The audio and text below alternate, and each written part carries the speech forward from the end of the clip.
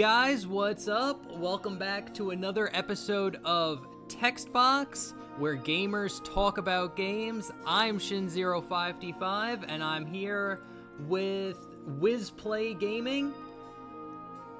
You could say hi. Oh, hey, yeah. It's great to actually be here. This isn't the first time I've done a podcast. Well, okay, maybe in this setting, but no, it's interesting so far. Yeah, well, thank you for taking the time to come here and talk to me. I do appreciate it. And, oh no, it's no problem. And if you guys are not subscribed to his channel, I will leave a link down in the description below. Definitely go check him out. He made a video on .hack, so you know he's good. I love that fucking game, dude. And what's crazy is .hack was, I guess we all have what we call the battle against the backlog. And .hack was this game that I had seen for years. I'd seen it originally like way back in the day, and many years back I saw the anime for it to get pumped up to play the game, and I just could never get my hands on a copy of it. And so it was one of those things that I kept telling myself, I want to do it. It's going to happen. I'm going to do it, right? And just kept getting further and further. And then they announced, what was it, the .hack GU remaster on the PlayStation 4. I'm like, yes, I got excited for a brief moment, and then I found out that they remastered the sequel, but not the original game. Yeah, so I was like, oh my god. So I felt like, oh my gosh. So like when I started doing my channel, that was one of the games I said, okay, it's gonna happen now. We're finally gonna do it. Now I have an excuse to do it. Like it's because I see it once I've already allocated the hard drive space for the recording. It's like you got to commit to it. You got to do it. And .hack was just one of those passion things that I've just kept telling myself I want to do it. And I'm very happy I did. If people haven't seen the video, if they have, now yeah, I poke fun at games in my videos, but most of the time I make my experience.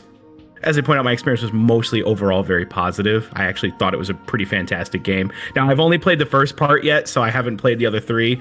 I am in the middle of recording more of it, but I don't want to give too much away for people. But yeah, actually, it's funny because I've only ever played part 1, and I recently finished it myself. And I started playing it I emulated it on my Odin 2 Mini. And having the ability to play it as like a handheld game, actually made me give me the time to go through it and finish the game. Oh yeah, I mean, it definitely is an interesting game, and I will say, if people are newer players, as I point out in my video, there are some steeper learning curves. Now, obviously, emulation does fix some of these issues, like save stating. It's one of those games that I do think benefits from save states. I was because when you die, because when you die, you go back, and I did not play it on an emulator. So, I mean, the video makes it look that way, but I was actually playing it on a PS3. Because I have the PS3 that could play PlayStation 2 games. Lucky. I have a but PS3 that doesn't do that.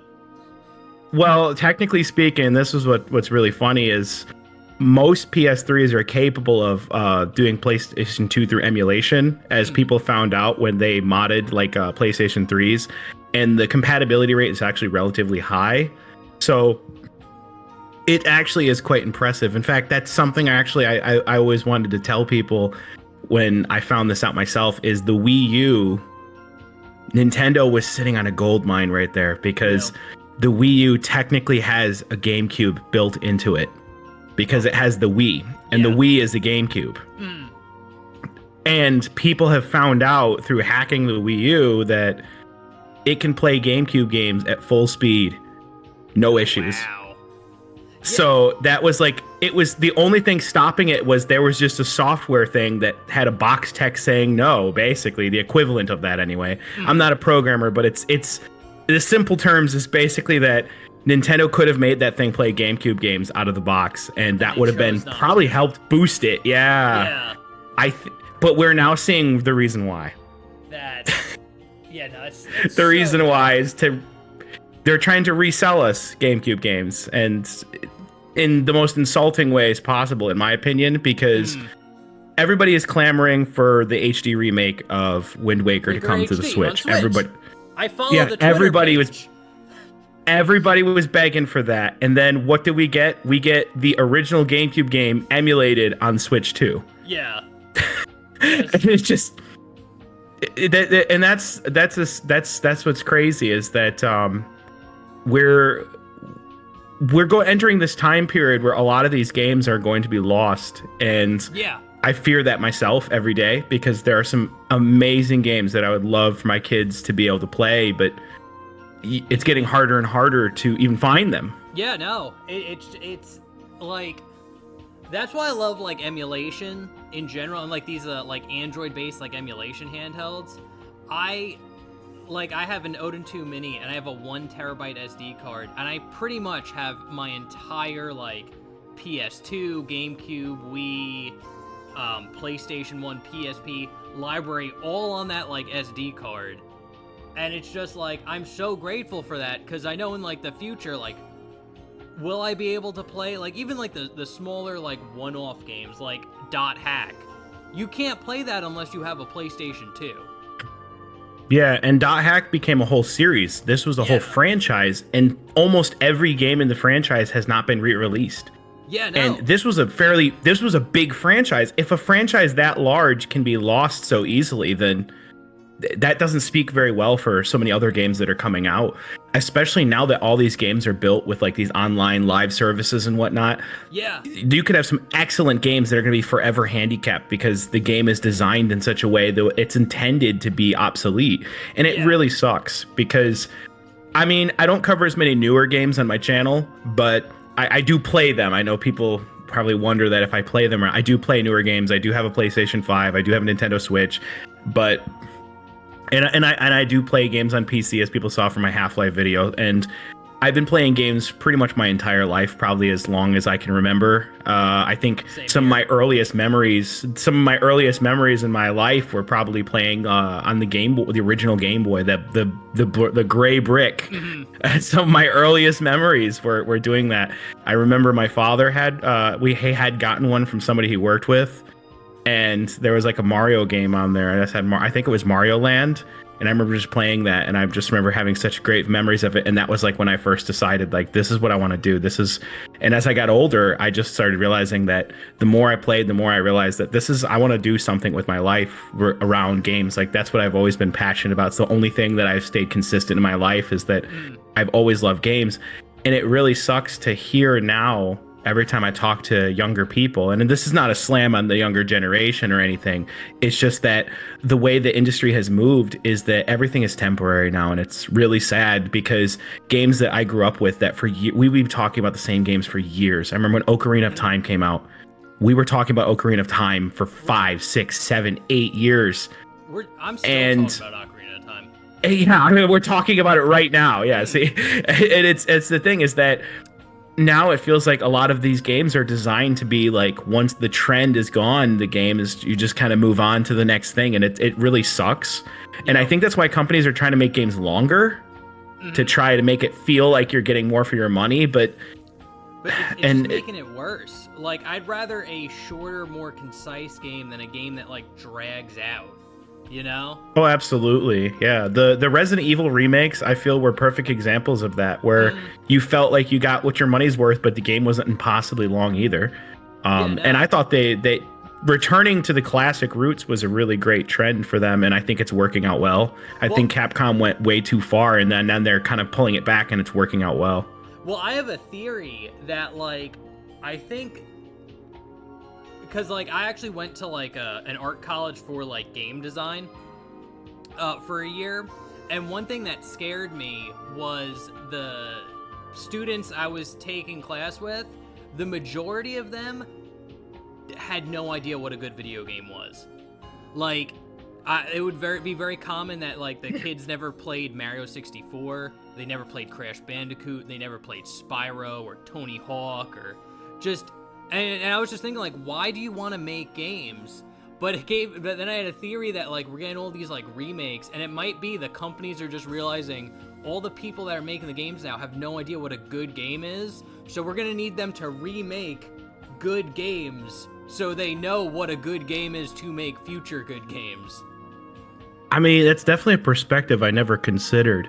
I think the biggest problem is, and I think this has been echoed a lot, especially recently, and I guess this gets us into the topic that I wanted to talk about, is the chasing of the dollar, the euro, the yen, the centavo, the simoleon, whatever you want to call it, it's become so much about chasing that dollar, chasing every last one that you could possibly get, and it's reaching that level where it's not sustainable for much longer. I feel that every single company is trying to maximize profits now, and I get we're in a recession. We've gone through like 3 recessions in our lifetime, and I get that times are hard, and everyone keeps saying the same thing, and I keep hearing the same argument of, oh, but inflation and the money's not worth as much. We've been being charged $60 for games for years. Yes, except the problem is that 30 years ago, well, not even 30, 25 years ago, yes, $60 isn't worth as much now as it was then, sure, but the profit margin on these games is also significantly higher because more people are playing now than ever. These companies are reporting record profits. Take-Two literally stated that they could not see how they could survive without microtransactions in their games. Take-Two owns 2 of the most successful games to ever be released on the face of the earth. Well, they own Grand Theft Auto 5. Yeah, the most successful piece of media to ever exist. If they are struggling, we're all screwed. Yeah. Well, it's just that, like, we're in a weird situation, the game industry, on, like, the developer side, where they pour so much, like, money into games now. It's like they have to have the microtransactions. They have to have that. And it's almost like and they're not going to do this, but it's just like we should take a step back and just, like, start making games as if we were going like a generation behind. Stop trying to make them bigger. Stop trying to make them more photorealistic. Make them look like very solid PlayStation 2 games. And that's I've actually echoed similar sentiments myself, where I see it as the problem is that it's I think what the term most people use is called feature creep, where because the technology is available, they feel they have to use it, and it's like you don't have to use 100%, you know, you can go 80%, you know? Yeah. And the idea was back in the day when you look at like the PlayStation 2 and you looked at some of the games that came out from the beginning and some of the games came out at the end, this was what they did back then, is that they saved that last bit of horsepower for when they were near the finish line. You know, then they were like, okay, now it's time to bust out the full stop, push it to the limit now because we're almost at the end. So let's give it our all.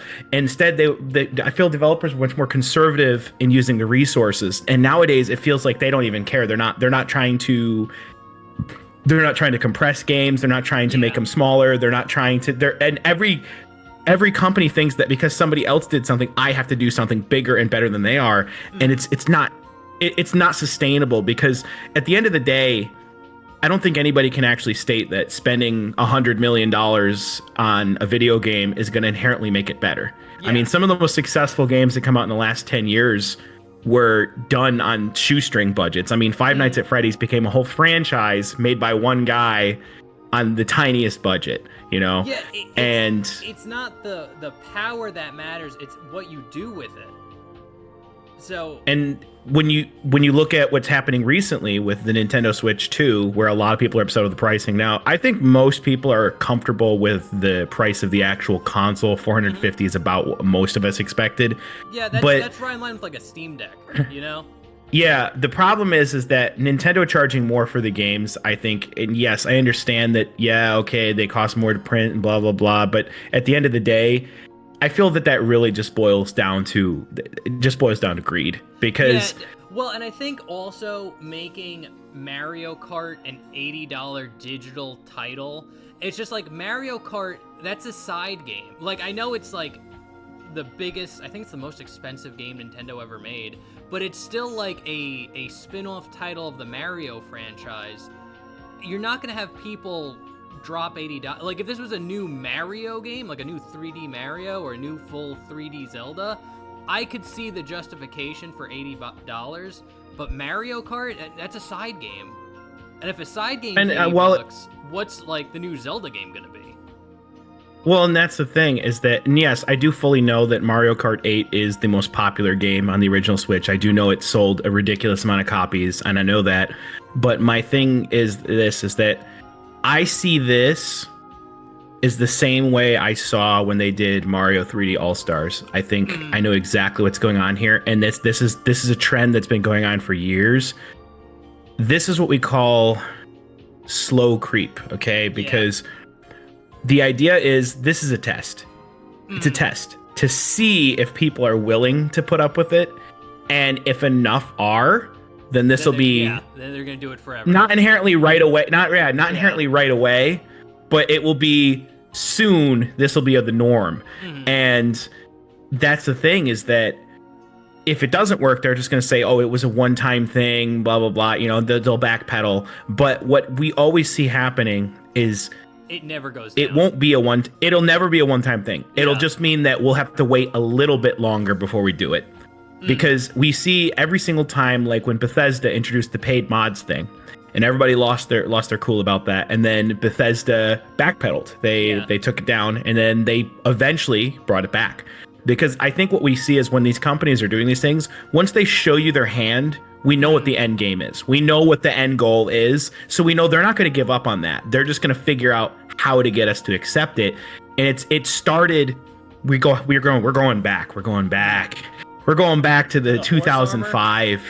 Yeah, the horse armor, right? The horse armor is probably the most well-known incident. Now, I'm not inherently sure if it's the very first, but I think expansion packs were technically the first, and they were for a long time they were like a PC thing. But the difference is that when we switched from expansions to DLCs, during that time period, and I'm making a video on this entire topic of game pricing and how this all has happened.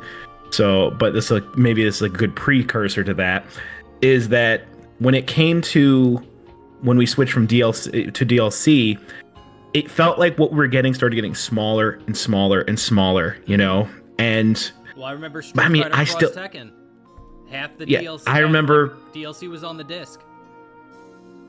Yeah, see, and that was egregious. Yeah, I do remember it, because that was a matter of you already made the content. You're just trying to sell it now that's stupid. Yeah. And I remember buying StarCraft Brood War. I still remember avidly buying it, and this was how an expansion should be.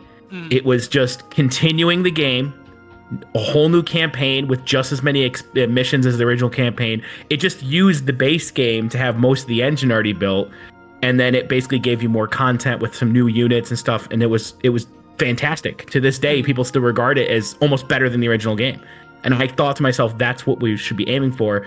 But then when we switched to DLCs, it felt like they became these mini campaigns, and there are still some great ones. There's still some excellent ones that I still have fond memories of. Now, I know a lot of people have ill memories of Fallout 3 because of how buggy it was, but I will say that I actually did thoroughly enjoy the DLCs of it. I thought they were done pretty well. But it was the beginning of that, where we started shrinking what we got in our expansions now, and then it just became a given. Yeah. Where every game that came out for the longest time was like, oh, here's the season pass. Buying DLC that doesn't even exist yet. And then I think people that bought The Walking Dead got a taste of what happens when they don't deliver. Yeah. Is the company just went out of business, and they told everybody, no refunds, go pound sand. Yep, sorry. And then there was a huge backlash. There was a backlash. And I think they did eventually get a team together to finish the game. But if there wasn't enough backlash, they wouldn't have done that. They would have just let it sit. They would have just been like, whatever. Well, I think another thing that's like going on right now with the Switch 2 is how they're charging you to upgrade your existing Switch games on the Switch 2. Like, upgrade them to, like, Switch 2 performance. But yeah, I remember that. But I actually just watched a video on it, and they're only doing it for certain first-party Nintendo games. Like, if you play Odyssey, they'll do it for free. They'll just upgrade it for free on the Switch too. Or if you're playing Pokemon Scarlet or Violet, they're doing the upgrade for free, but they're charging you for Breath of the Wild and Tears of the Kingdom. And I feel like that's even worse. Because watch, the guy was like, well, yeah, it's good because they're doing this for free, so and he's acting like they're helping you out, but it's like, it's proven that this doesn't cost them anything. If they could do it for free, Well, they yeah. don't have to charge you. They should just do it for free for all of them. So the fact that they're charging you for Breath of the Wild and Tears of the Kingdom, they're just greedy. They're just trying to get more money out. Well, yeah. And Nintendo right now has a flurry of questions that people are demanding answers to. And I just saw in a server I was in just today that Nintendo responded to a question that was being asked. And one of that question was that because it was unclear of what the deal with the physical copies of Breath of the Wild on the Switch 2 and Metroid Prime on the Switch 2, which another game I'm looking forward to. And people were confused, I guess, about is this just going to be the Switch 1 version and there's going to be a download code that gets you the Switch 2 version, or is it going to be the physical copy, right? And Nintendo did clarify that the Switch 2 versions of these games will have the Switch 2 version on the actual game card. And while that's good and all, my first thought was, everyone's like, oh, thank God. And my first thought wasn't that. My first thought was, of all the questions being asked, Nintendo answered the one that like maybe 3% of people are concerned over. Yeah. Like, Nintendo looked through their list of questions that they're being hammered on, and they picked the most ones that they knew they could give the most non-controversial answer they could, which tells you that they already know the answer to the other questions. They just don't want to say it out loud. And I thought that was really crazy, is that I saw the Switch 2 Direct, and I got to tell you, I have been, and yeah, now this is going to go on record, and of course everyone can see it, and they can know that I'm that I'm this guy, that this is me. Don't worry, I have been a Metroid. No, I don't. I think the world needs to hear this. I'll admit it. I am a humongous, big, giant Metroid Prime fan. I love Metroid, and I love Metroid Prime. Metroid Prime has been, but my relationship with Metroid Prime and my relationship with Metroid, one thing I've learned, if you love Metroid, is this: loving Metroid is like being in an abusive relationship. Every time you sit there and you come calling back, and you get something really good and magical, and then it gets you to come back, and then they just smack you over and over again. We had so many years of just enduring the worst of the worst. I mean, we came off the high. We got to Metroid Prime 2. Prime 2 is so fantastic. I mean, a lot harder than Prime 1. Prime 3, a lot of people say is not as good. Now, I really liked it, but I'll admit it's weaker than the other two, but the weakest Metroid Prime game is still better than some play games' best game in their franchises. Very, very good. And then we got Other M. Yeah. Wow, we got Other M. I liked Other M. Other M was my first Metroid game, and I was like, that was really, because like I played it without knowing anything and not knowing people hated that. So I played it and I was like, that was a really cool game. I liked it. And then I looked on there and I was like, oh, I guess everyone else hates it. I actually legitimately have seen Other M in a dollar store. Oh yeah. Before, back when I lived in the States, yeah, I saw it in a dollar store before. But Other M is one of those games where, as a game, in terms of gameplay, it actually isn't terrible. I can fully admit, and I know this is controversial, but I can fully admit, as from the gameplay standpoint, it's actually not bad. It's actually quite a good game from a gameplay standpoint. It's just, it has two major flaws, I would say. The first being that the gameplay is significantly easier than other Metroids, sure. But I don't really take that as a detractor myself personally, but I can see how people they wouldn't like it for that reason. The main issue that it has is the story is just regarded as if you play it on its own and you never play another Metroid game, fine. Yeah, but if when you see where it fits in the storyline, you realize that it's very controversial because the story kind of ruins continuity. And then on top of that, Samus's personality is kind of like messed up. Well, like, they kind of do her personality wrong. See, like, me being like a non-Metroid fan playing that game, I didn't think Samus has a personality. Right. So, like, when people are like, oh, her personality, I was like, you never know. Because, like, I saw a video, like, someone was, like, saying, like, when she fights, like, Ridley, it's about, like, the third or fourth time in the timeline she's fighting her, like, him in Other M. And it's, like, she kind of, like, freaks out, like, in, like, the cutscene. And it's just, like, she might be freaking out every time she fights. You don't know. You don't know what's in that mask. Well, the other thing is also is continuity wise. For some reason, Samus's height is completely changed. I don't know why they did that. I have no clue. I have no clue why they did that. That was just weird because Samus has actually always been like over 6 feet tall in every other Metroid game. I don't know why they chose to make her almost the same height as my wife. Actually, she's still slightly taller than my wife, even in Mother M. In my videos, a lot of people see me make jokes about my wife, but yeah, my wife actually is very short. Yeah. But here's the thing. I can say Other M in terms of bad Metroid games.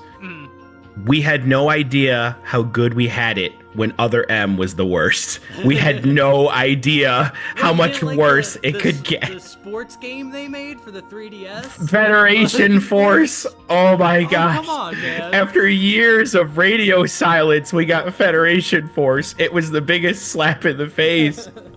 It was so terrible.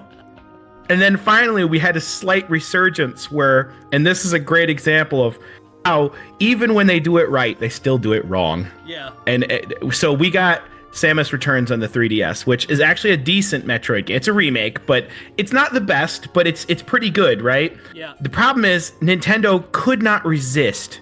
They couldn't resist doing something controversial with it. They couldn't resist sabotaging it, releasing it with the stupid amiibo thing that they were only going to sell like 20 of, and they locked features of the game behind the amiibo, and then they refused to sell those features. And then they basically said, if the game doesn't sell well, I guess we're not going to make 2D Metroid games again. Yeah. So it's like holding your favorite franchise hostage. Of course. So begrudgingly, I bought the game. Now it is a good game, so I'm thinking, okay, it's after you knocked me down again after Federation Force and Other M. I'm like, all right, I pick myself back up. And wouldn't you know it, lo and behold, here comes the glorious Metroid Prime remastered on the Switch. And we're like, oh my God, this is it. This is the resurgence of Metroid. This is the return of the Queen here, right? And then Nintendo couldn't help muddling that one up too, by only making a pitiful amount of physical copies to the point where they ran out, and they had to print more. I'm like, just once again sabotaging the potential that it had, because I guarantee you there are many people that don't wait for restocks. They just move on to the next game, especially in today's audience. If you're trying to recapture or capture new fans, you got to understand that when that shelf gets filled, they're already on to the next game in a week. So it's like Nintendo once again sabotaging that potential. So I'm sitting there thinking, okay, that was a tough one. Then we get Metroid Dread, and Metroid Dread was, for the first time in at least a decade, a Metroid game releases no problems, no issues. I'm like, this is it. We're going back. We're Metroid is back. And then comes Metroid Prime 4, where they release the controversial, the Switch 2 version is going to possibly be more expensive than the Switch 1, and if you want the better version of the game, you can buy a new whole console. And I'm like, it's like they can't release a Metroid game without doing something that could potentially sabotage. You don't see them doing this crap with Zelda. No, you don't see them doing this crap with Zelda. Twilight Princess came out, they had a GameCube version that ran fine, and they had a Wii version that ran fine. And both of them were, in terms of graphics, were identical. Even the Switch and the Wii U for Breath of the Wild. The Switch, I have both versions of Breath of the Wild. The Switch and the Wii U version are pretty much identical. I mean, there's minor performance issues, but they're negligible at best, right? Yeah. But here comes Metroid, and like, oh yeah, this one's gonna be in 4K. Bro, that's a significant change there, friend. Like, that's a lot. Now, granted, I am very happy the game will still be at least in 60 frames per second, because one really great thing about Metroid Prime was like coding wizardry. Yeah. Like, Retro Studios, I don't even understand how they do the science that they do. They might as well be called the Science Lab. They might as well be Aperture Science over there, because Metroid Prime, to give you an idea of Samus's arm cannon in Metroid Prime alone on the GameCube, is more polygons than most entire like character models on screen that other games at that time were even capable of rendering. Wow. The level of detail in Metroid Prime, and the fact that with all those gorgeous graphics still runs in 60 frames per second is incredible. It's coding wizardry. So I was very happy about that, because that's one thing we all have come to expect from Metroid, is that its performance has always got to be top notch. Now, like I said, I love Metroid, and I wish it wasn't being treated the way it is because I feel it does have a lot more potential. I wish Nintendo would do something with it that. At least you're not an F-Zero fan. F-Zero fans are in even worse of relationship than I'm in. F-Zero fans, every time you ask for a new game, all they give you is just, how about we re-release the previous games again? I think, what is it? Somebody once did a video, I think I saw not that long ago, where they said that the reason why they're not making F-Zero games, and I don't know if this is true or not, and if it is, I mean, it's kind of hilarious, is because I guess the last one they made was too good. Yeah, it was. They said the last one was so good that they don't know how to peak beyond that. Because I think Sega made the last F-Zero game, and if Nintendo was pissed off because they teamed up with Sega to make F-Zero GX. I think Nintendo has been pissed off ever since that Sega made a better F-Zero game than they could. If they legitimately made a game that was so good that they couldn't top it, I mean, to be fair, if you're gonna go out on the highest note you can, right? Yeah. You might as well. I mean, I think I had a friend once, and who, he's still my friend. He's moved recently, but he wrote a book about comic book writing, right? And the very wise guy. I mean, we're talking. I mean, he has his master's degree. Very cultured. Guy's traveled all over, interviewed some really cool people, and he wrote a book about comic books.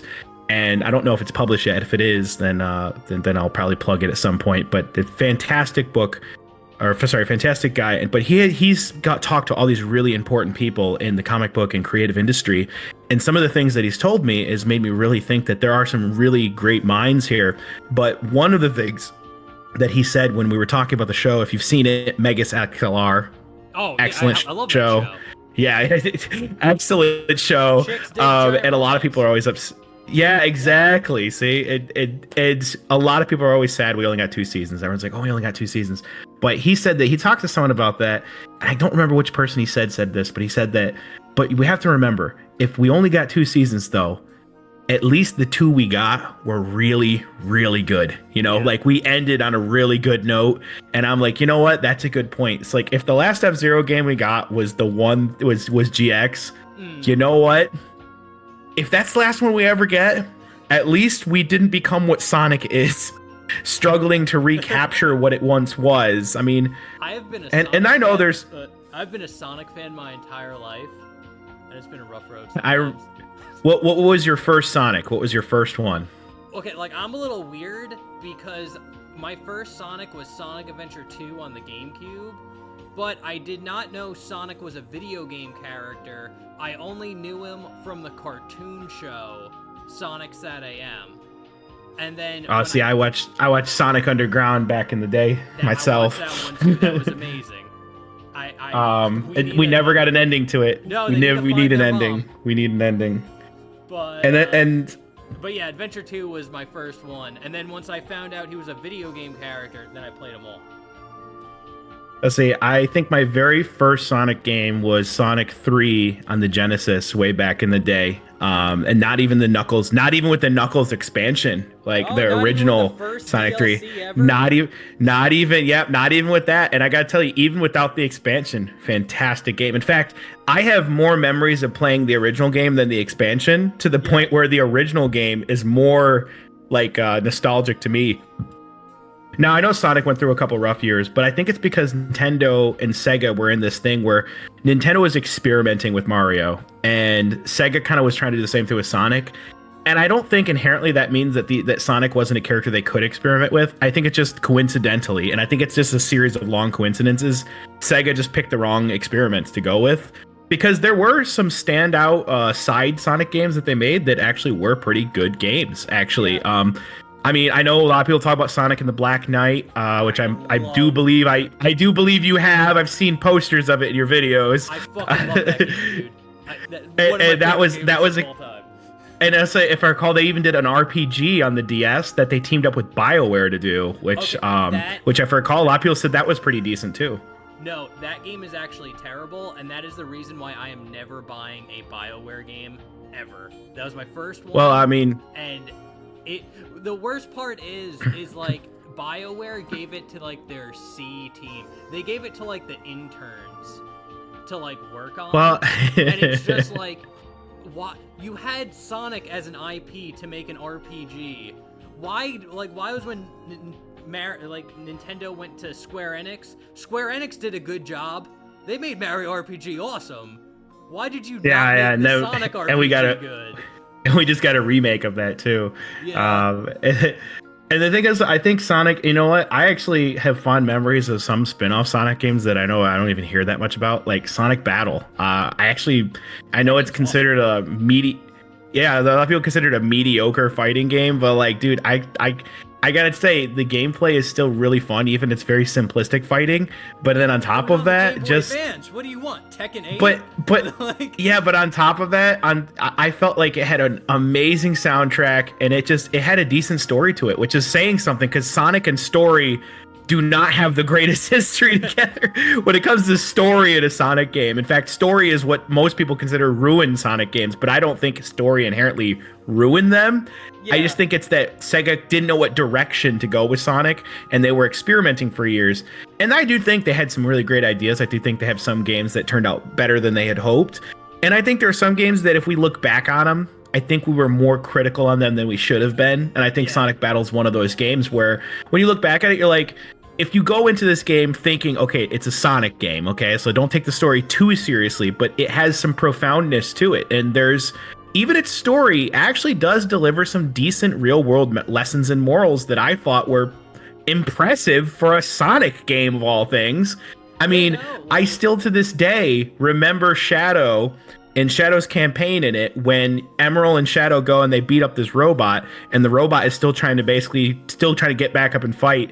And Shadow says to Emerald, like, see, he can't even move anymore. And then he pretty much tells Emerald, he's like, this is the fate of weapons. This is what their fate ultimately will be. And I'm like, Shadow being so self-aware, because you can see it in that moment, Shadow is questioning, is this my fate too? Is this what I will eventually end up doing? But Shadow is so self-aware that he's accepted it. And I'm like, see, you don't get that deepness. You're not expecting that level of deepness in a Sonic game, but it is there. I think Sonic Battle was a fantastic example of how a side project can turn out really good. I think I said the same thing when I talked about Astrobot, where I said, sometimes you're handed a project where it's like, look, guys, let's be real. This is a side project. It's kind of smaller time thing. We're making this game just because we need a mascot for the PlayStation. We're not really kind of expecting huge numbers. And this team just goes, listen, let's go hard here. Let's just go hard and see what happens. And every now and then you get something truly spectacular.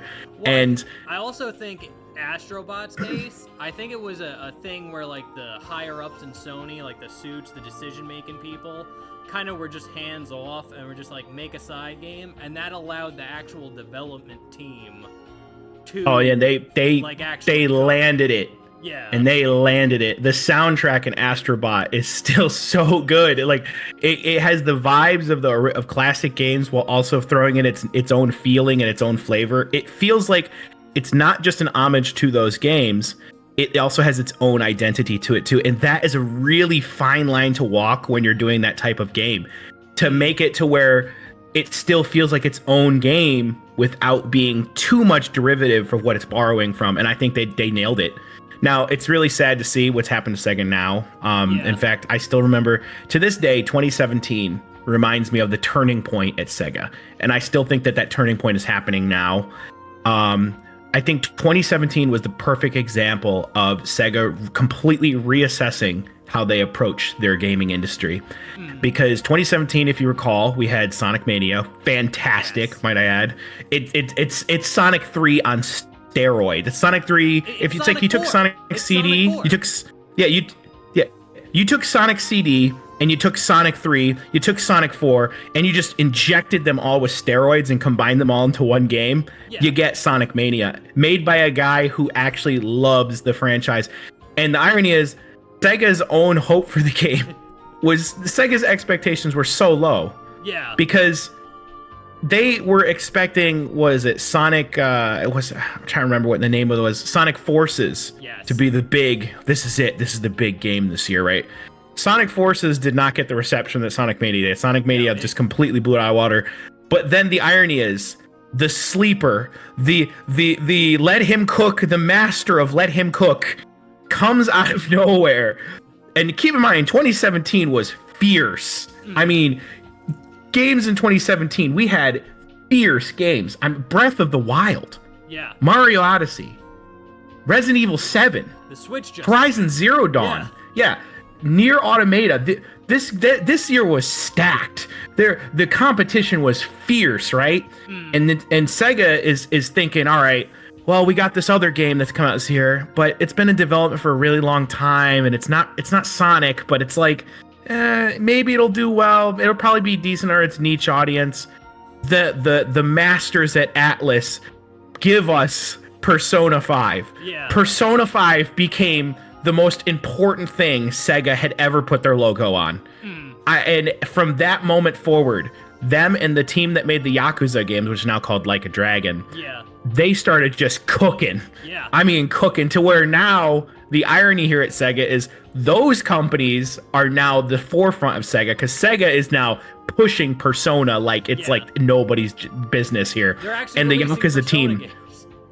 They're pumping them out, and Persona is actually relevant among non-niche gamers now. Like there are people that are not niche that know about Persona. And I think that's how we ended up getting a Persona 3 remake, and how we're going to get a 4 remake soon. That's how that happened.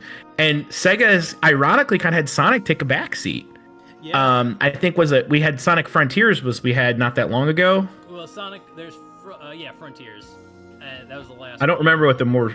Yeah, and I think I think that Sega's Steam game where Sonic died and it was like a visual novel. Oh yeah, the murder mystery. I heard that one's actually really good. Yeah, I heard it's actually pretty good. And I think that's interesting is that Sonic has taken a backseat. But you know what? It's not inherently for the worse, because I do think it's a really great idea for studios to take franchises that they're pumping out at rapid speed and slow them down a little bit, because it gives people time to miss it. You know, it gives them time to miss it. It gives them time to come up with good ideas. And Sonic is not a game that needs a new game every year. It doesn't. I mean, Mario doesn't need a new game every year. Now Nintendo can get away with it, but whether they get away with it is debatable, because I do think that I don't think people's reception of like the spin-off Mario games is as big as it once was. You know, when all we had was like Mario Kart and a Mario Party and maybe a Mario sports game here and there, that was one thing. But when we're getting a bazillion games, Mario's logo slapped on it every year, I feel like its buying power is starting to fade a little bit. Yeah. Now it does seem like Nintendo is still capable of coming up with unique ideas for the Italian plumber. Because every now and then even Mario plus Rabbids, which Mario plus Rabbids is perhaps the most interesting thing I've ever seen.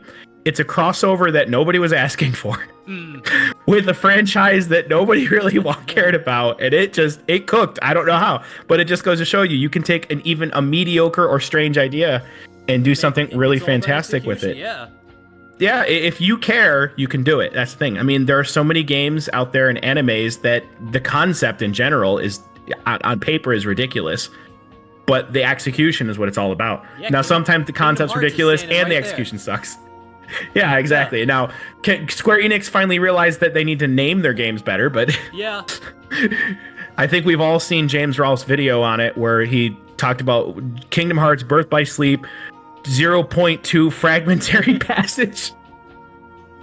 I'm like, that's why I think they just decided the next one we're just going to call it Kingdom Hearts 4. I think we realized we screwed up. They did the same thing with Final Fantasy before they got to 7. They were like, let's just call it 7. Screw it. We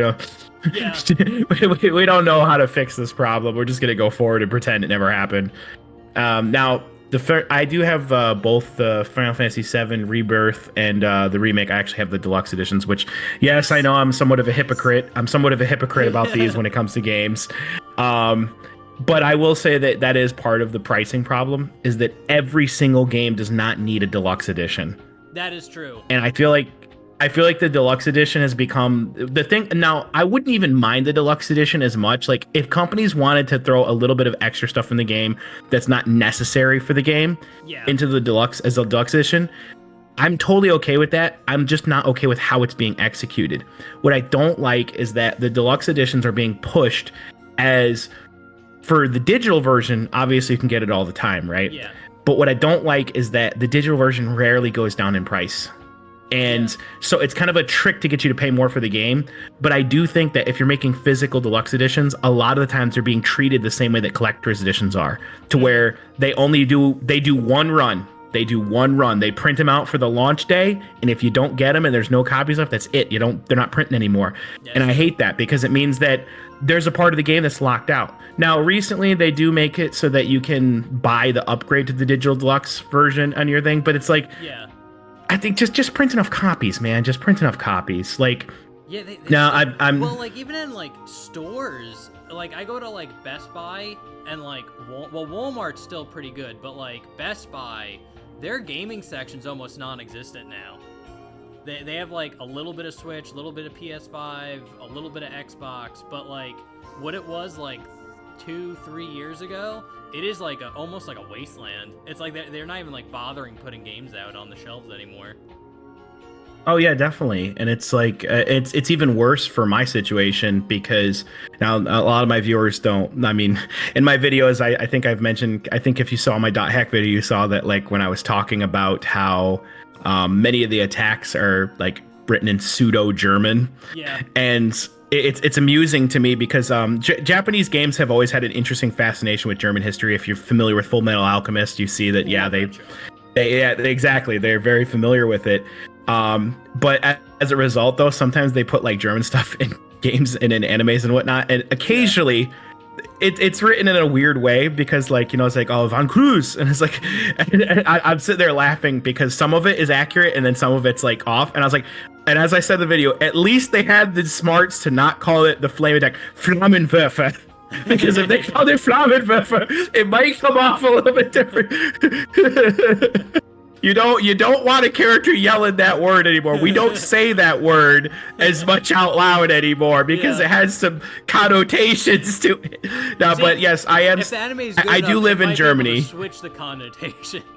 Yeah. You know? See, now I do live in Germany. So as a result, when I want to get games, I have to have them shipped here. Oh, yeah? Because yes. So someone in my situation, the stocking issue of physical copies is even more complicated because when there's not that many, just getting a copy in general is already hard enough. And because many games for years here in Germany were censored for years. They only recently started. Bad. Yes, they have only recently started lifting some of the censorship laws in games. Because the new mentality toward them is that they have this idea that if the censorship it was done pretty much to what they believe protect children, now they've kind of embraced the idea that games that are targeted towards adults are going to be released. Most of them are released uncensored nowadays. I think Doom Eternal, Bethesda was actually surprised that it was released uncensored. But they usually will mark the box telling you that's uncut, because for a couple years they did this thing where they had the uncensored version, a censored version, and you had to ask for the other one. Yeah. But there were certain things that you weren't allowed to show in games at all, and they started changing them if they stated they were for certain purposes. For example, you were not allowed to show any kind of thing from, you know, the German Nazi regime that happened right in games. So games like Wolfenstein became very complicated. The German version they refer to as Der Reich, which is kind of, and they removed the mustache from Hitler. Oh, and which was pointless because I'm pretty sure every German's like, oh, who's that guy? I don't know who that is. Who's das? Who's das? Like nobody. Yeah, everyone's like, oh, who's that guy? It's like, yeah, I think they stopped doing it because they realize it's completely pointless because it's like we all can tell what's really going on here. But then, so the new rules they have is more of the matter of they allow you to do it for historical accuracy. And because they recognize the fact that, I mean, portraying them as the bad guys is not inherently a bad thing because they were the bad guys. And Germans are not, they're not shying away from the fact that they know that, yeah, that was bad and that shouldn't have happened. I'm not political or anything, but I'm just explaining that this is how it was.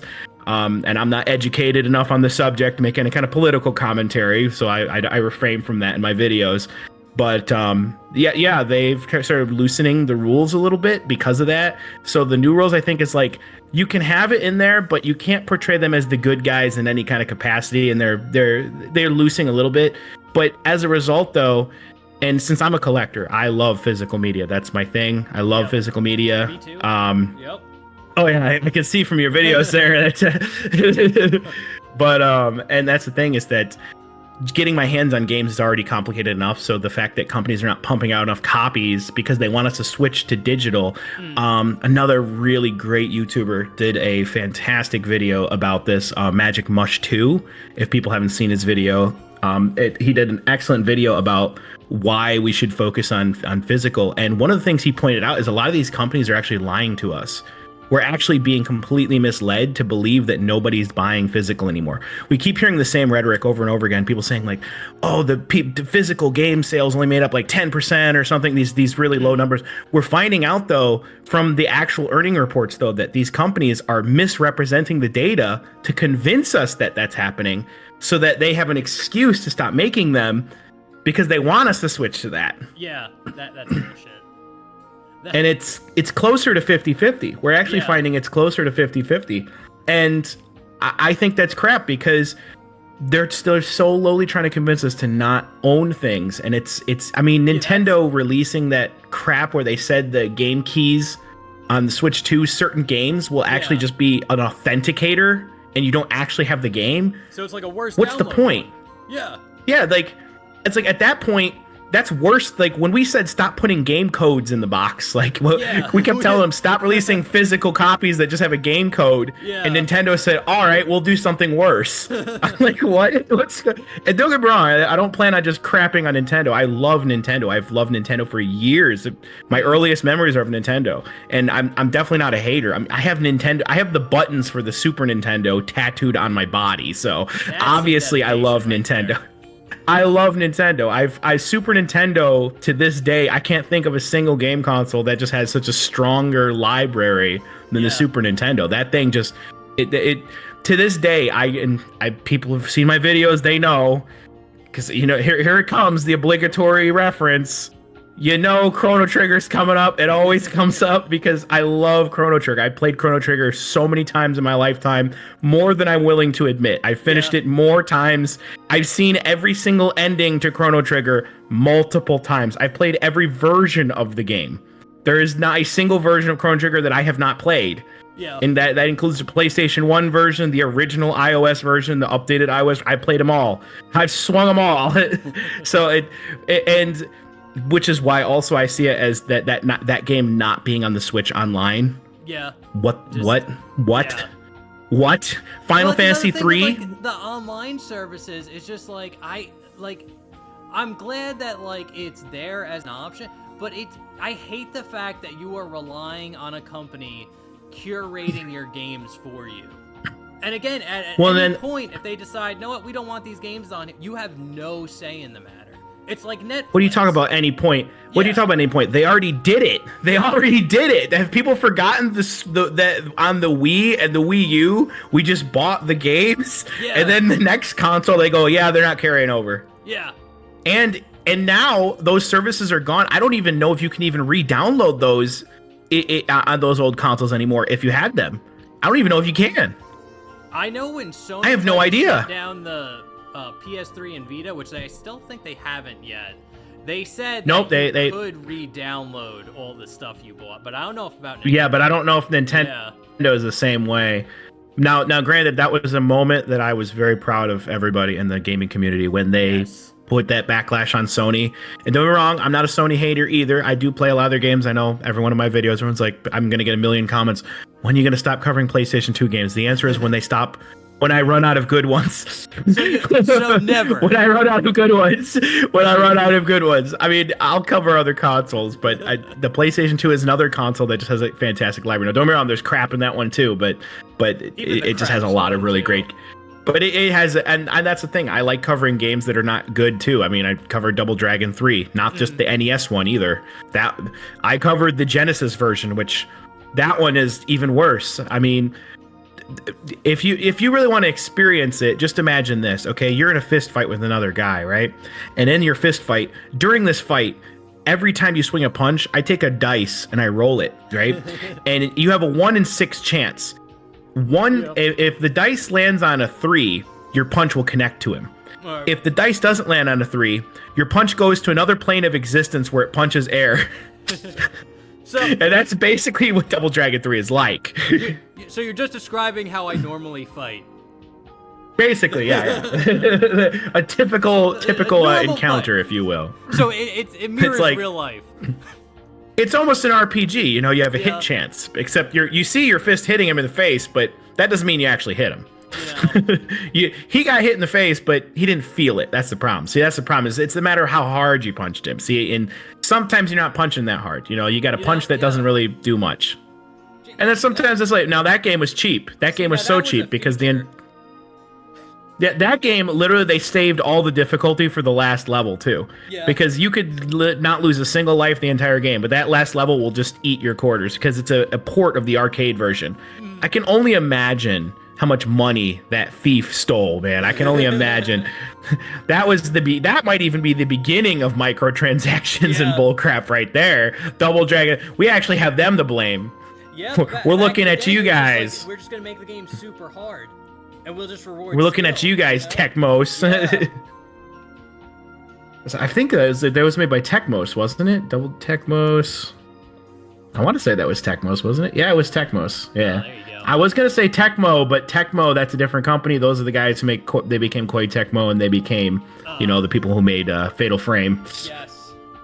And another great game. Another great game. Yeah, it's Koei Tecmo. Yeah. Fatal Frame was a fantastic game. Now, granted, I know a lot of people, when they look at it now, and even on PS1, its graphics definitely weren't the best on the PS1 for sure. But it just got and its voice acting. Now, my Japanese is so-so. You know, I speak a little bit of it. But so if you play it in Japanese, it's a lot better, but it's English versus mwah in terms of how, I mean, you're getting original Resident Evil vibes it's one of those games where you just, as I even said in my video about it, you just got to look the other way when it comes to voice acting, but there's a fantastic game in there. Now, it's definitely got a higher difficulty curve than Resident Evil did. That's for sure. It's definitely a much harder game, but and I did play 2. 2, I felt the difficulty was toned down a bit, where they kind of brought the difficulty down to where the game's much more manageable. 3, because I'm playing 3, and it's in the middle. Like, the beginning of the game is definitely a lot easier. They start to hype up the difficulty as it goes on, so it's not as bad. But 3 is so weird because 3 feels like they were inspired from a lot of these other games at the time, and they wanted to focus on being much more story-driven, more character interaction. So it feels like a totally different game. I actually do own the physical copies of all of those games. I actually have Fatal Frame 4 and 5 physical copies, which I had to get them from China. Yeah. Which that was a little bit of a challenge there, but I made it happen. But yeah, it's fantastic series. That's the thing, is I think that's what I'm worried about, though, with the pricing and everything going so high, is that I feel people have been conditioned to just kind of see games as like okay, on to the next one kind of thing, you know, and as a result, there's a lot of franchises that either A, won't get their chance to shine, or B, they're just going to be forgotten. And I do fear that, we're entering this point where people aren't appreciating the game as a whole anymore. They're just appreciating the mindless enjoyment they can get from it while it's irrelevant. And then they kind of we're seeing like a trend where game companies will go to like YouTubers and like TikTok streamers, get them to play their game so it's like popular for like a week or two, and then it'll just like fall off. And I feel like that's a lot of like, and you see it with like the like little games like Fall Guys. I think Rocket League even did it, where it's like, oh, these games get like a lot of hype in the beginning for that, and then when they go away, there's like, okay, yeah, that's all we want now. We want like a week where our game's like super relevant. Yeah, and it sucks because and even companies that are really big at it, I'm telling you now, if you task Nintendo with making Ocarina of Time now, they couldn't. I don't know if they could. I don't know. Like, a lot of people talk about Breath of the Wild and Tears of the Kingdom, and I do think they're both great games, but there's just something about them where there's this feeling when you play them that it's not quite the same. Like, they're still great games and they're fantastic. Now, I'm in no way dumping on modern games. I still play a lot of modern games. I'm playing many of them right now. It's just that I feel like there's just a certain thing where this feeling you had when you played some of these older games when they came out, and even now, that you don't feel it now. I don't know what it is. There's this feeling that you had when you played them that it just doesn't. It's not there. Like. And it's definitely not nostalgia because I've been recently going back and playing. I play more like retro games through like emulation now, and I'll play a new PS2 game that I haven't played before, and I get that feeling of like, where's this game been all my life? Like a recent game, I never played Raw Danger when I was younger on the PlayStation 2, but I played it through emulation a few years ago. And it felt like this is just one of my favorite games now. It's like this little like PS2 game, and it's just like, it gave me so much joy, and it was so fucking fun. And it's like, I do not have these feelings when I play a new modern game. Oh yeah, and that's even some of the games I cover on my channel. I didn't play them originally. In fact, many of them I didn't. Fatal Frame, I think I did play the original one before I had done the video on it. Mm-hmm. But the other ones I had never played. Same thing with my very first video was Final Fantasy 13. I had never finished it. I had only gotten about maybe an hour in the game. Spoiler, it's crap. It's not very good. Now I know there's a lot of defenders of it, and I will say 13 as I poked fun at it in my video. Like... yeah, right. Yeah, it's like that's what I say. I said yeah. And I poked a lot of fun at it in video. But that was my first video I did for this channel. I used to mostly do editing. I actually was behind other channels where I did editing before I started doing my own thing. So I wasn't usually the one involved in like a lot of the script writing and everything. So this was like my first time doing it myself. And if I look back, we'll go back like 6-7 months ago when I made the video. It took me a lot longer because of my first one. When I was doing the video, I can admit that, it was, if I look back at it now, I can say that maybe I wasn't 100% fair to it because there are good ideas under the skin there. If you go deeper, there is some good elements to the game. The problem is that yeah, that's the problem, is that all the best bits of the game are completely overshadowed by all of its worst bits. Like, it's one of these games where I think they were trying to do this big, amazing, epic adventure thing, and they were trying to do way too much to the point where they forgot that this has to be fun to play. Yeah, well, like, and another thing, too, was, I don't know if you remember, but when Final Fantasy 13 came out, Square Enix got it in their head that this is going to be the new face of the franchise going forward. This is going to be the new Final Fantasy 7, so this is why you saw Lightning's face on every banking on something, banking on it before it even came out, and that was a mistake on their part. And at that point, they had no choice but to go forward because they had already committed to it. So it's like, and you know what? If they had taken the time to peel back a little bit and not bank on it as hard and focus more on just, fine tuning it and fixing some of its flaws, it probably would have been a pretty great game. Now, it still is a fun game. You can have fun. I said it in the video. You can have fun. It's just the story. It's forgettable. I've already forgotten it. Yeah. If I didn't watch my own video of it, I've already forgotten it. And it has some good moments, and definitely, graphically, it's a very pretty game. It's one of the graphically, best PS3 games. Oh yeah, you could be convinced it was almost a PS4 game these days. It's definitely graphically good. It does have an amazing soundtrack to it. It's got a beautiful orchestrated soundtrack with a lot of soundtrack on it, amazingly. Now, Fang using that slapstick noise when she hits the enemy and then making the same grunting noise. I don't know what was going on with that, but sometimes you stick your hand into the console's library and you'll find something. Like I did Saw on the PS3. Yeah. Surprisingly, not that bad. It's not the best horror game, but it's a tie-in. It's tie-in with the Saw movies, but it's all right. I was like, you know what? For if you had bought this back in the day for maybe $20, $30. This is all right. This is actually pretty good. And you can tell that the developers behind this, they actually put some effort into this. They were like, look, I know we're just doing a movie tie-in, but let's try and, put our effort into it. And I think that's great. I think that we're getting that a lot more back then. Mm-hmm. I feel like that same magic, though, we're not getting it as much now. I feel like we're not. Yeah, no, There's just something about it. I don't know if it's just like the teams, because I definitely think a big factor in like modern gaming why it's not good is the fact that there's less restrictions in terms of like hardware capability, file sizes, stuff like that. Like, Oh yeah. Like the reason why these old games are so good, like Ocarina of Time's phenomenal, is because the development team had so many restrictions on what they could do. They had to be super creative, super smart, and really focus in on like how to make that game good. But now we're making games, and it's like they're being made in like Unreal, which has a bunch of like, you know, pre-made assets. Everything's like streamlined to help you, which is great.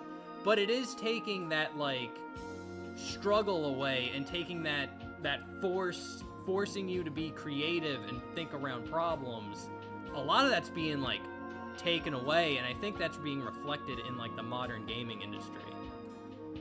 Oh yeah, and I think that it also boils down to that these developers, because the tools are there, they feel that the expectation to make bigger and bigger and more impressive things, and in actuality, it's not really inherently what people inherently want or need. They don't actually, you know what I mean? It's not, just because the tool is there doesn't mean you have to use it. I mean, yes, every now and then a game that pushes the boundaries of what the technology can do will blow up. But the odds of that happening, the odds are very low. And it usually only happens when the passion is there. I mean, you look at Half-Life. That's probably my most popular video is Half-Life. And Half-Life, when it came out, it was a game that pushed boundaries. It pushed everything. But it did so in a manner where it was trying to focus first on being a game that was fun to play. And that's the biggest problem, is that so many companies, and that's probably what happened to Final Fantasy 13, it was that Square Enix wanted their crown back of being the most graphically impressive games. And so they were trying so hard, and they focused on the wrong area, in my opinion. I feel like they could have focused elsewhere. I mean, you look at a game like Dot Hack. Yeah.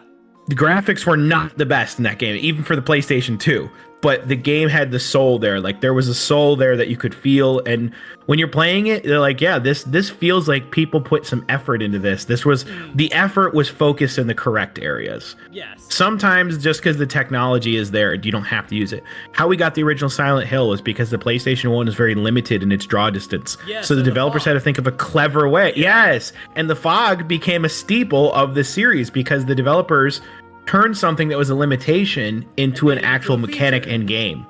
Yeah, and it worked, because sometimes limitation breeds a lot more creativity. Having all the tools in front of you, ironically, sometimes will handicap you. It'll make you so you're not focused on trying to do with what you have. You're trying to figure out, how can I use every one of these tools? Sometimes you don't have to.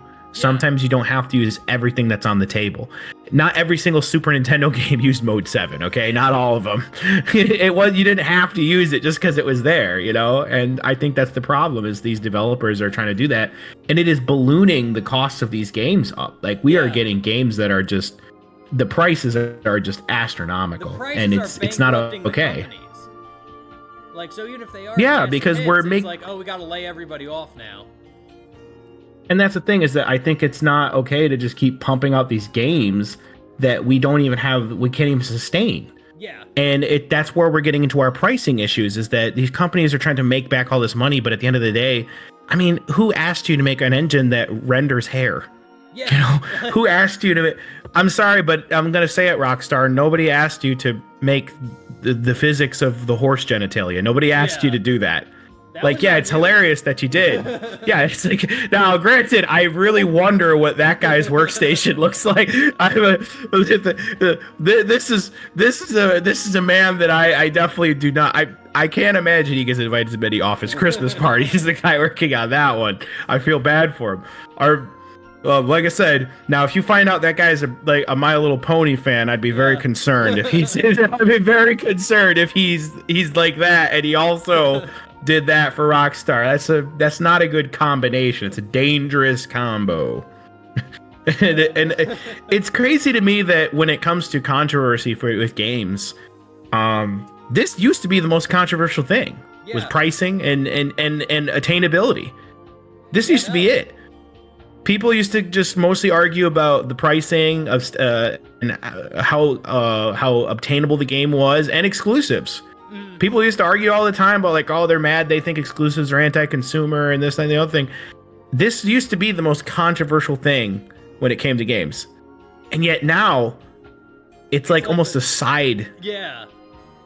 I've seen people even justify being ripped off. Yeah, no, it's one thing I have noticed about like Nintendo fans, or just like this weird sub Nintendo fans, is just like they will fall on their sword for Nintendo.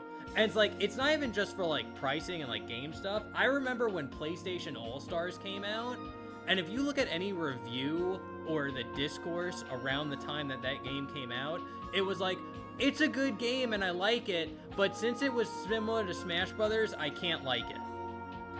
Yeah, and from my understanding, it was a decent game. Now, granted, that was an example of a game that I get Sony wanted their Smash Bros, but they set that thing out to fail, man, because they had a small-time studio working on it who didn't have the clout to get third-party characters into it that Sony did if they had been behind it more themselves, if they had put more of their own muscle on it. Yeah. They set them up for failure, and I was like, that's just really sad, because that could have been really great. That could have been amazing. Enough, I like that game way more than Smash Ultimate.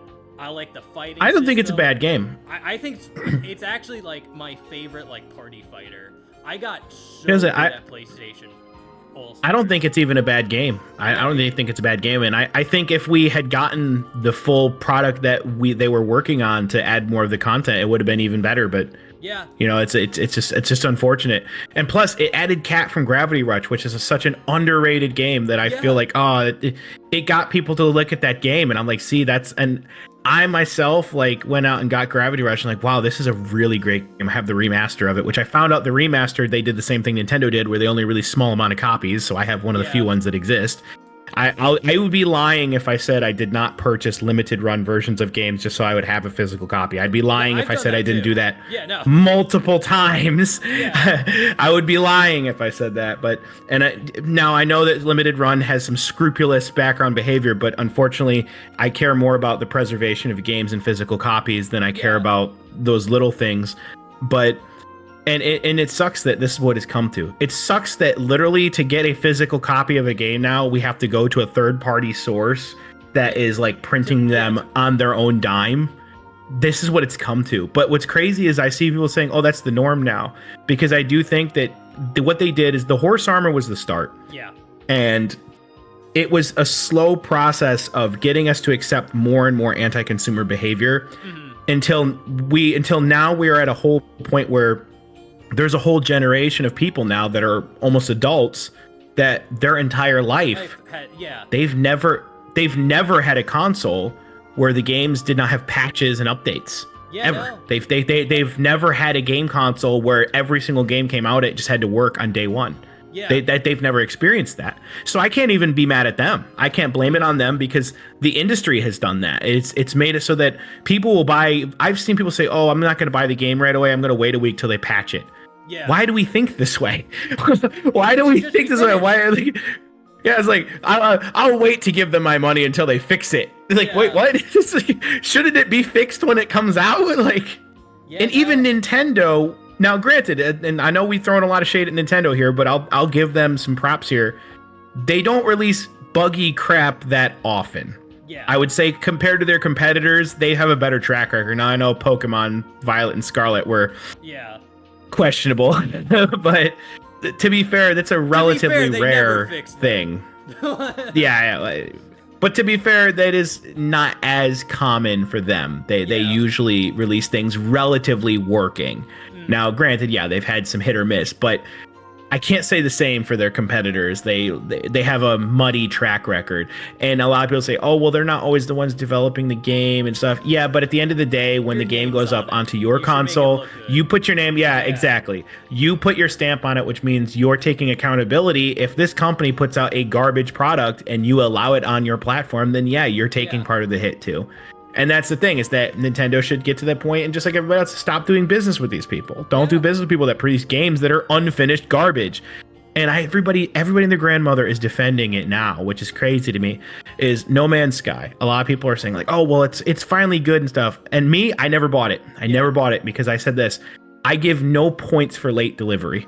Yeah. I give no points for being bullied, not even bullied, being pushed to give the product you originally promised. I give you no points for that. Yeah. And as a result, to me, the original reviews of it, those are the ones that stand. I don't care what the game looks like now, because my logic is you produced a game that was so broken on launch and so much of it was lies about what it was doing, about what you were releasing, that I don't give you any points because you got basically called out and you were forced to finish what you started. Yeah. You don't get anything from me for that. So I see it as, no, you don't get my money. And a lot of people get mad at me when I say that, because they're like, oh, what about forgiveness? Yeah, but there's a difference.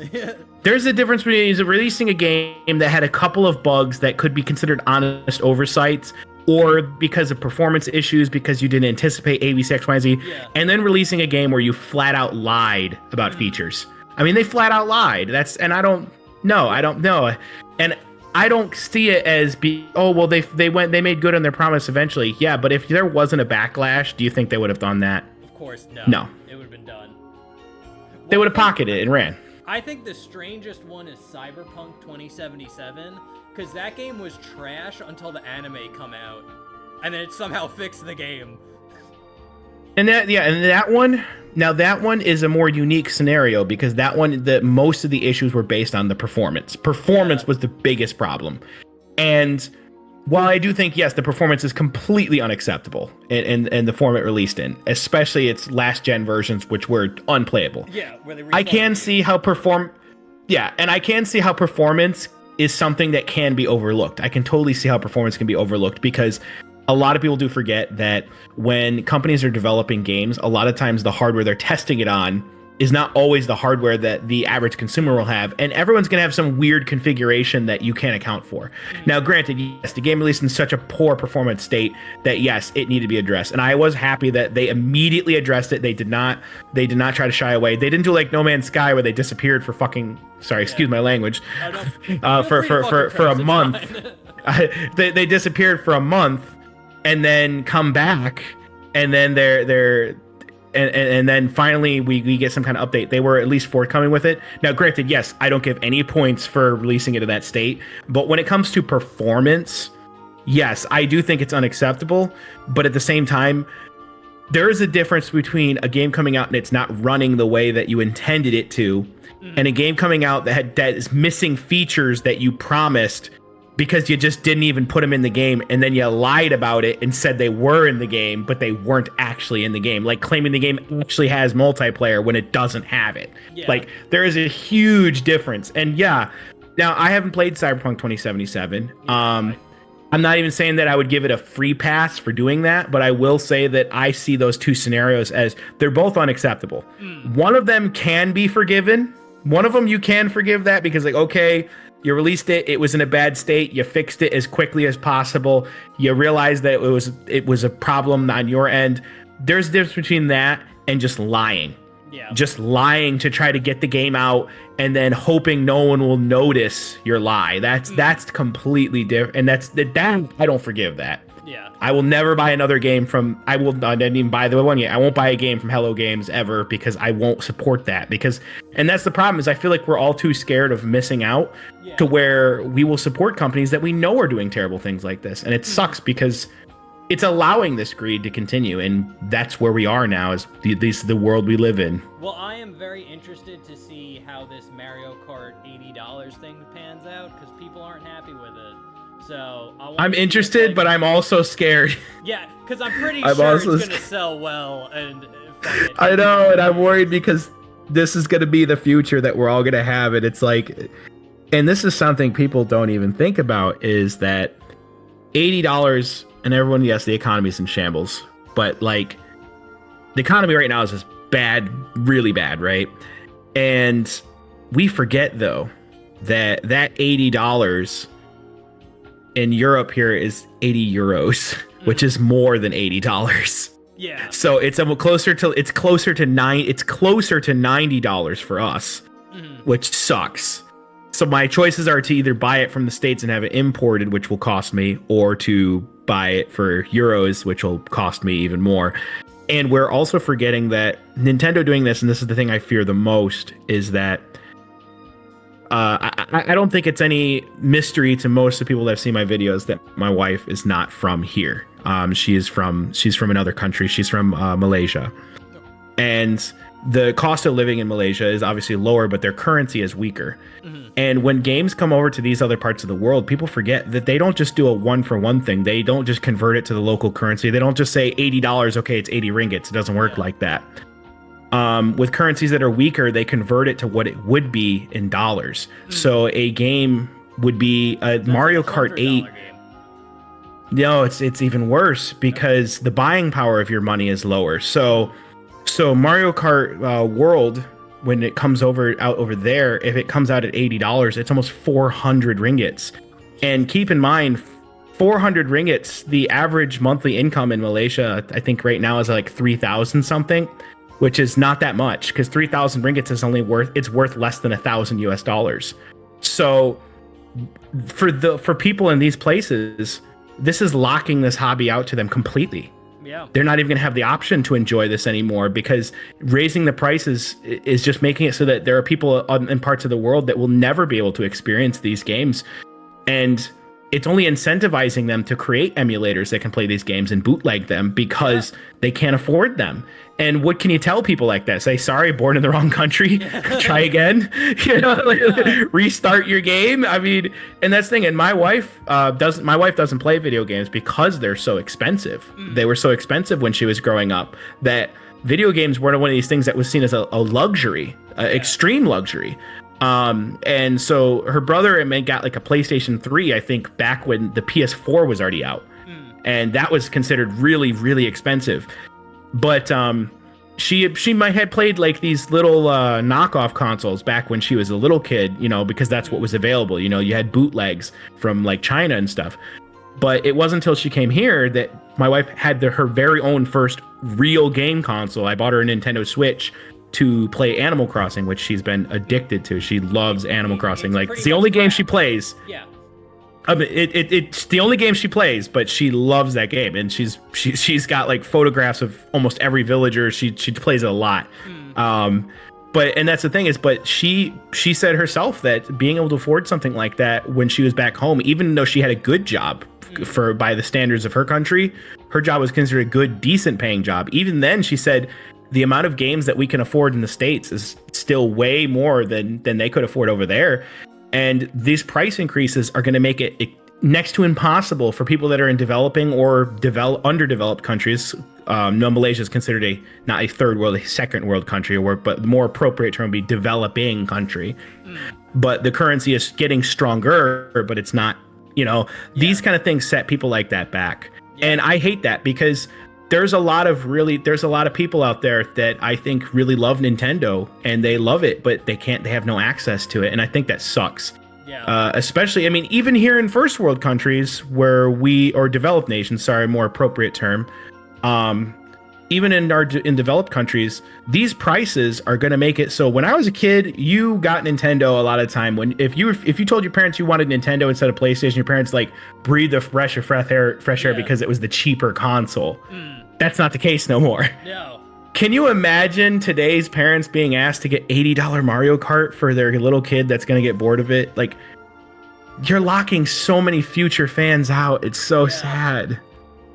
Yeah, no, it's rough. It sucks because imagine, and this is with Mario. This is one of their mascots. Can you imagine go back in time, right? Can you imagine if like the Sonic, right? He's so popular at the point he's at the height of his popularity, and then and people are loving it, right? And then the first 3D like major Sonic adventure comes out, like Sonic Adventure comes out, right? And they decide to price it so high that parents don't buy it. And then what happens next? Sonic's just gone. Yeah. There's no more Sonic. It just goes away because it doesn't sell well enough. And there's all these kids that'll never know what Sonic was because of this greed.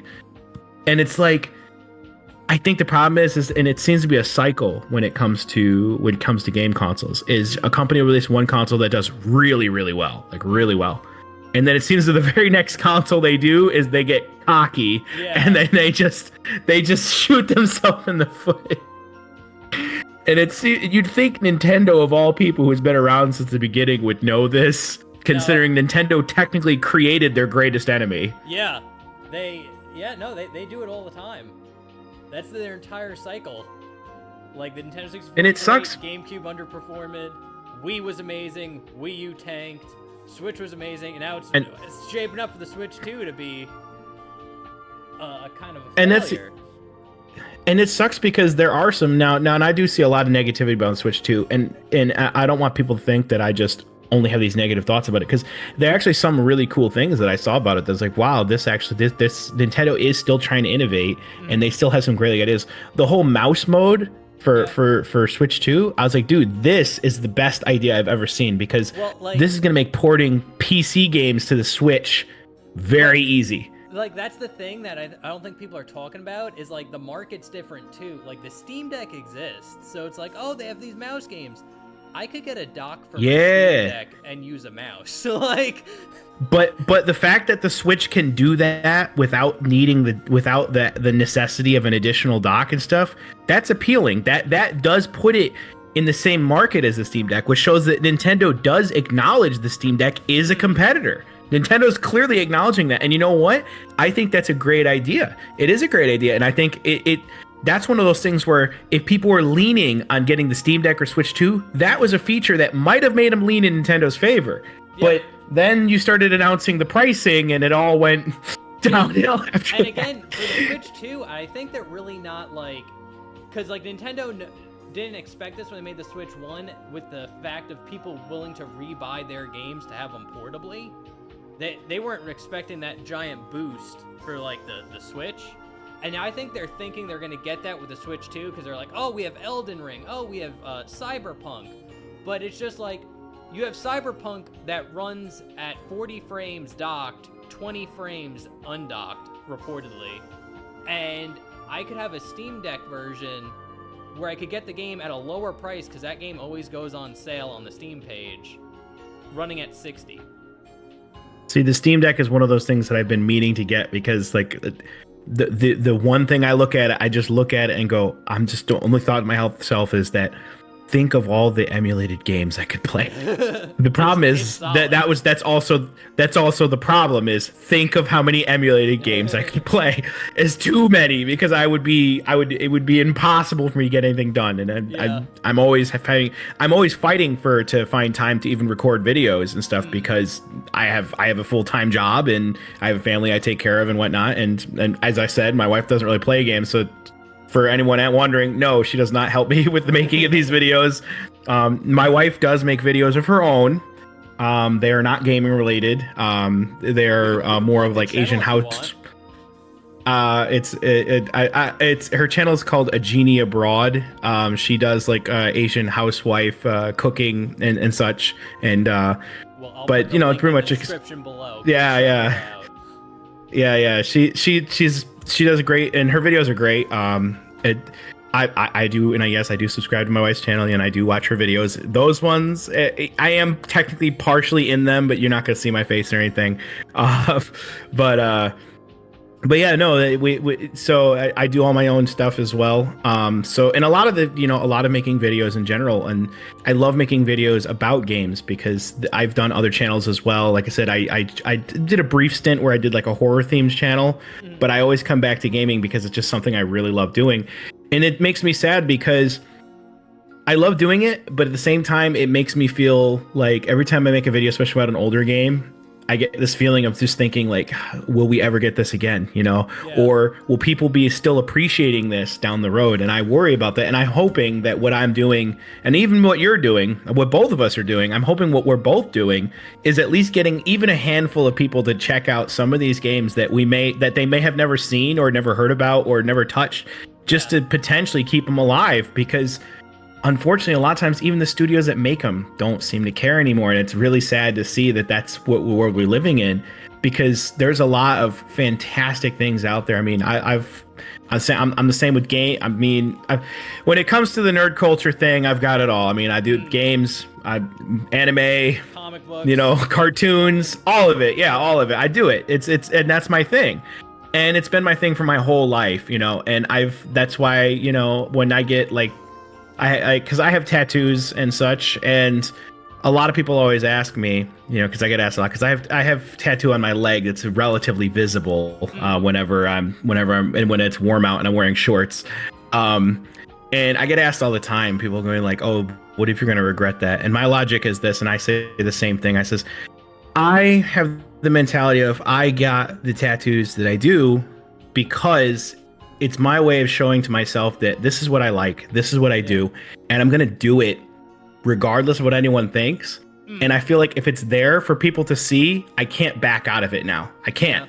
It makes so I'm forced to be unapologetically myself, and I think that's okay. And I see, there's a lot of people that make assumptions. Everyone assumes A, B, C, X, Y, and Z, but I'm like, you know what? They can assume what they want. It's just it doesn't change anything, And I've had assumptions made about me, and of course, we all have to delete comments. Something we all have to do, and even I've had to do it. Now, granted, not as much, thankfully. Most of the people I get are very, very positive. I get asked questions that I don't really think I should answer, but and that's the thing is that people ask me all the time, and people make assumptions, but I watch a lot of channels that cover, what you would call like different video game industry aspects, and I get so nerdy about it. I love videos where they cover some of the most ridiculous things. Like I watched a whole series of a guy covering can you complete the entire Half-Life series without standing the entire game, just crouching the whole game. Just interesting things. To me, I find that amusing because I see that as it's amusing. Now some people would say that's autism, but I don't have autism, but I don't have autism or anything. It's just I just find that amusing. I think it's such a negative connotation to tell people that because they are into something that's so unusual, quote unquote, that they must have some kind of a neurological or psycho or condition. I think that's like, no, it's people like what they like, and I think it's okay. I think it's perfectly fine, and I'm not ashamed of anything I like. I'm really not. I've said in my channel a million times, I like what I like, and if people ask me, I'm like, yeah, I like that. I'm not worried about it. I'm not worried about what do people think. Dude, I have a whole tattoo of sunset shimmer on my body, okay? I'm not worried about what people think. I don't care. I'm the exact same way. Yeah, and that's the thing is, I actually like getting like hate comments, cause it's just like cause like I don't take things personally like ever. It might be like a superpower of mine, but I remember like one of my favorite hate comments was like in my videos I wear like a tie, and it's just like I see that. I kind of dig it because it's like I feel like it creates an image for because I think everybody has like a character or an image that makes them their thing. Yeah. And I kind of feel that it sets people apart, and I kind of like it because I like consistency. I love consistency. That's why I try to do a format, But I remember one comment I got. It was on. I don't even know what video I made it on. But if someone's like, "Where'd you buy that tie? The retard store?" And I just like went under, and I was just like, "You shut up about the retard store. Their prices are so low, it's stupid." Thanks for watching the video. No, that's the thing. It's that and you know what? Actually, I'll admit, I used to wear a tie to work all the time, by choice. And I like wearing ties. I think ties are great. Actually, I think ties are great. Heck, if I was doing videos in front of a camera, I'd probably wear a tie. But I mean, I'll admit, I'm not the conventional person you'll see when you wear a tie. I mean, with tattoos, and I got piercings, I got lip rings, which my wife, total opposite, by the way. Total opposite. My wife, very, very conservative, she doesn't have any tattoos or piercings of all that, and she's like, she has earrings, that's about it. But that's why I say in my videos, I said before, my wife is unapologetically Chinese, and I love that about her. I love that people are themselves. I love that I love it when people are themselves. I love it when you can feel the energy in a video that somebody is, they're just, when this person is in a video and they're talking about something and you can just feel they love what they're talking about. Yeah. I care about that way more than a character, Yeah, and that's true.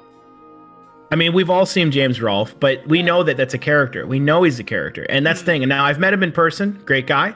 The actual guy, total opposite. One of the nicest guys one of the nicest guys you'll ever meet. Actually, total opposite. Very cool guy.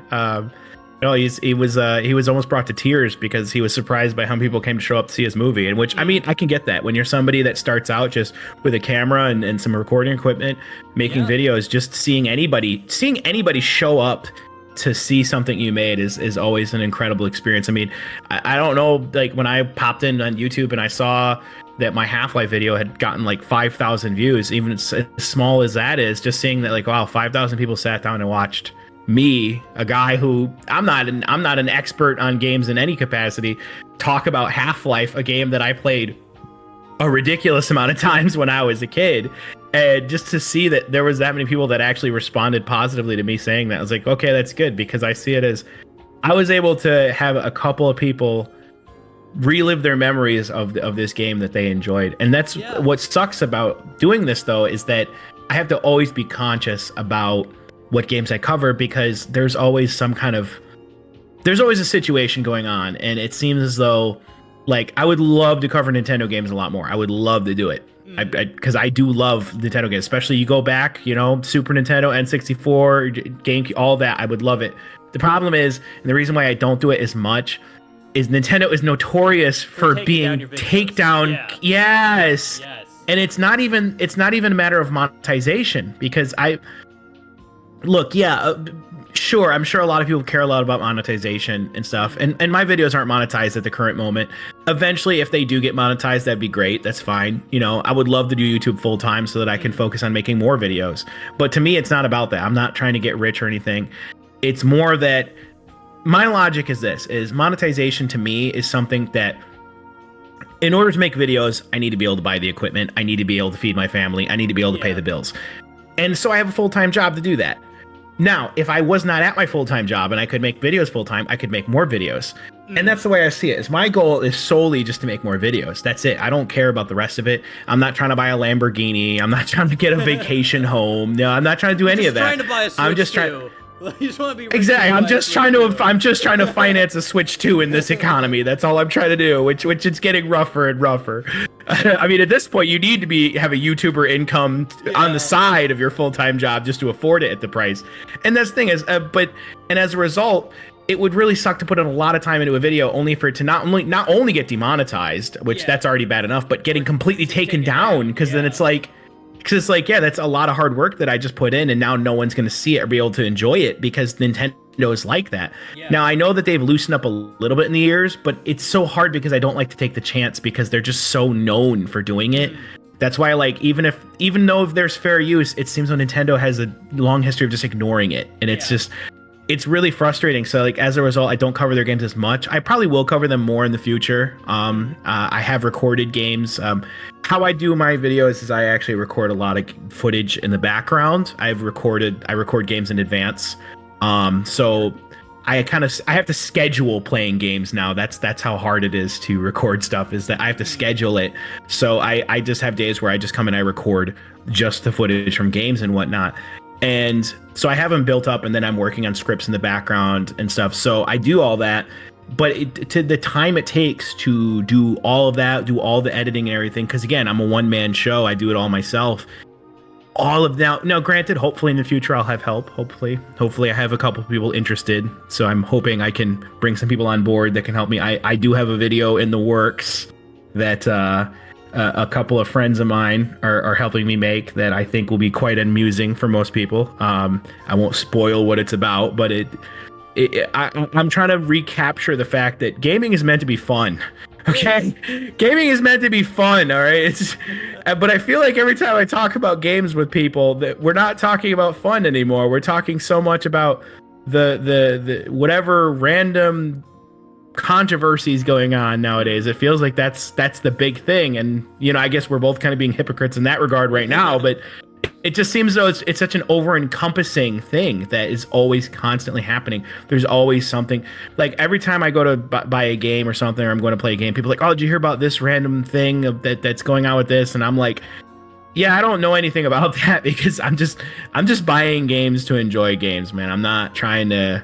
I mean, I'm not thinking about all that. Yeah, I'm not thinking about all that, man. It's like, and people, and like I said, just because I make videos on games, and it doesn't mean that I'm the kind of person that's even qualified to talk about some of those things, like real world issues and all that. I've in real world situations stuff. I'm not educated on that, and I think there are people out there that are very educated on that stuff. I think there's people out there that are very educated on it, and they probably make amazing videos on it. And I encourage people to say, hey, go find somebody who's that's what they're knowledgeable about. I'm just a guy that talks about if games are fun, if games are enjoyable. And my goal is one goal is topic about a game. Yeah, my one goal is the same, and it's always been the same, is I want people to enjoy these games, even if they're bad. Yeah. Because I see it like this: if a game is bad, you can at least get some enjoyment watching me make fun of it. You know, I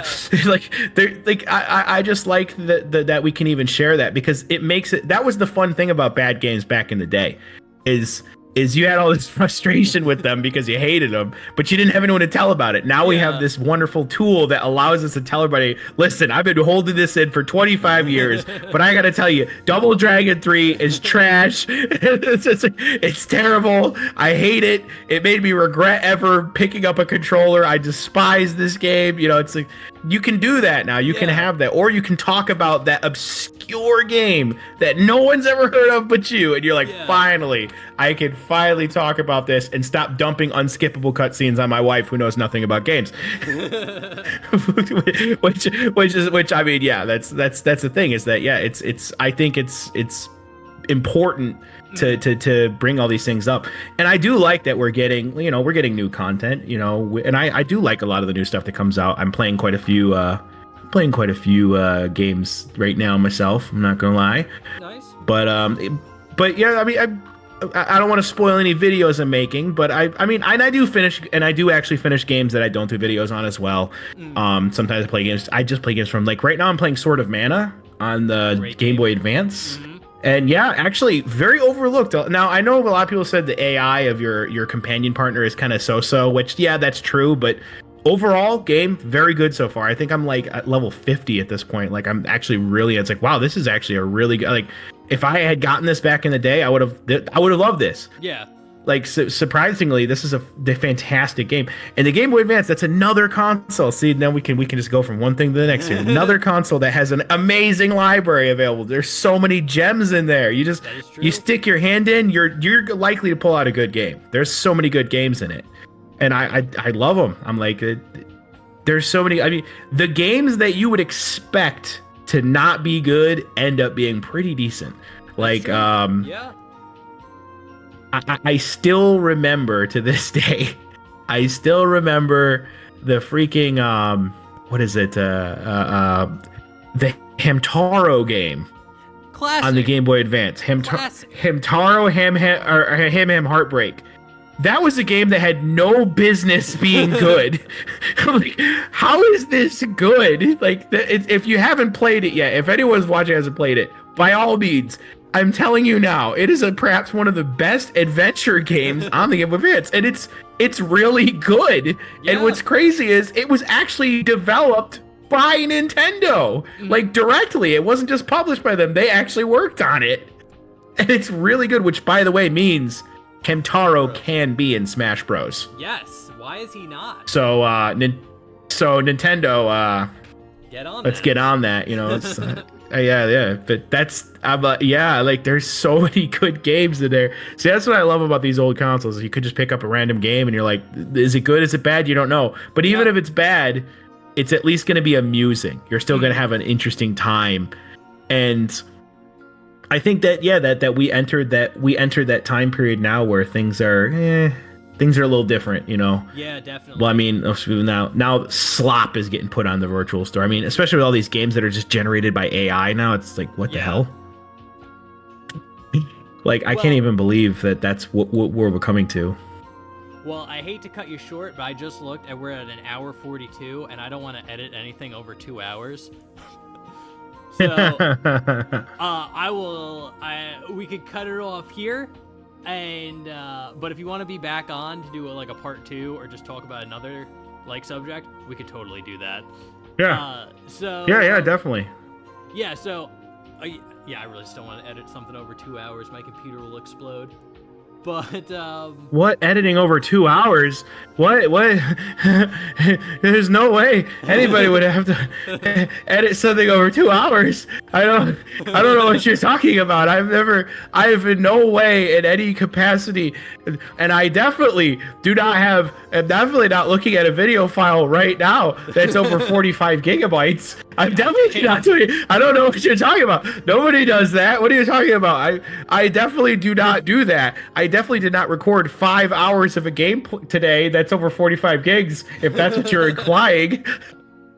yes, there is some pain that's gonna go on in the background. But anyway, Oh my guys, gosh. I'm Shin0525. Thank you, Wisplay Games. Go check out his channel. Really good. Hopefully by the time this goes up, I'll have a new video going too. Yeah, hopefully, it'll take me a little while to get this one up. But thank you guys so much for watching. I hope you enjoyed, and we'll see you in the next one. And thanks again, Wisplay, for stopping by. I really do appreciate it. No problem.